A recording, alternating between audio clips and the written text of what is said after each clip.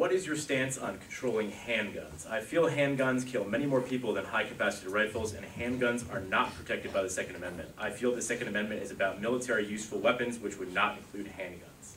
Yeah, so this is a really important thing to talk about, right? Because on Thursday of last week, we had the vice president in Connecticut, and we had the Newtown families who were there that he met with, but he also met with a very large group of urban moms and dads who had lost their kids to gun violence in Hartford and New Haven and Bridgeport. And they didn't lose their kids to crimes committed by assault weapons. They lost their kids committed by crimes that were committed with handguns that were illegal, right? So the laws on the books today, in large part, had they been enforced, would have taken care of getting those guns off the street. And so we do have to sort of separate these two conversations. There's this one conversation about this increasing rate of mass violence that is largely being perpetrated by people using a specific kind of weapon and larger ammunition magazines. But since Newtown, 1,900 people in this country have died from guns. And almost all of those died from handguns. And many of them, not all of them, many of them died from handguns that were bought illegally. So there's a bunch of things you can do about that.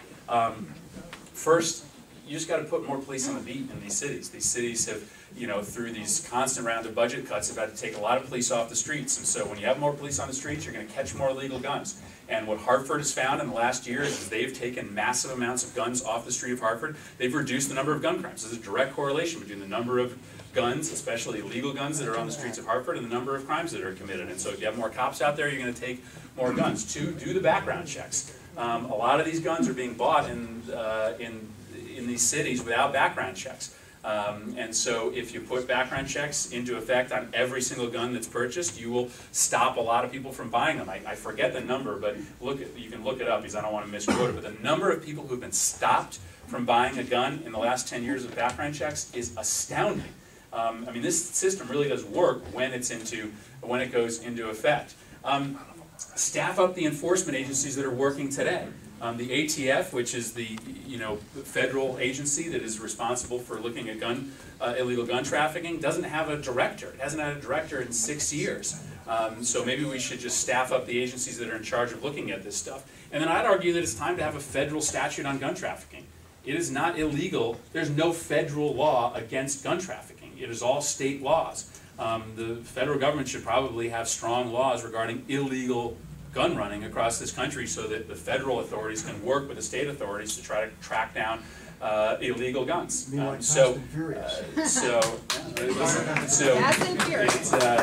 I think you do have to admittedly separate these two issues and say that we have separate and aside from these instances of mass violence, we just have a unacceptably large number of illegal guns that are in our cities. They get bought they get either stolen or they get bought through straw purchasers. Somebody buys them legally and then sells them illegally.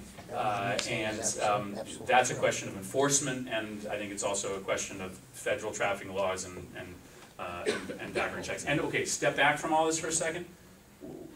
You can't solve all this with laws anyway, right? I mean, you can put all the gun laws on the books that you want. If these kids have a feeling of hopelessness in these cities, if they think that the only power that they have is the power exercised through a gun in their hand, if they've got broken families with histories of abuse and neglect, if they see kids dealing drugs on the way to school, if they have no role models, no gun law in the world is going to stop somebody from picking up a firearm and doing something dumb with it. And so, at some level, I had a lot of my friends in Congress who think you can solve all this stuff with gun laws. You cannot.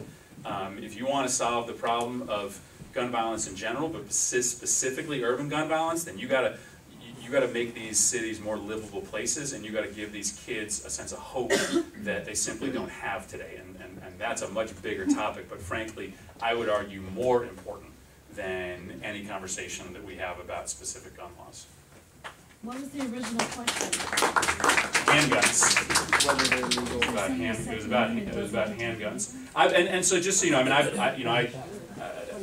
the Second Amendment Absolutely, as described by the Supreme Court in the Heller decision, I agree with the majority of the Heller decision, which is frankly full of justices that I don't normally agree with. That split decision said that the Second Amendment does guarantee an individual's right to possess a firearm for self-defense. I agree with that. I also agree with the Heller decision's caveat to that, which says that the Second Amendment, like every amendment in the Bill of Rights, comes with restrictions. That just like the First Amendment is not an absolute right to speak your mind, right? You can't stand up, you couldn't stand up right now in this town hall and scream fire.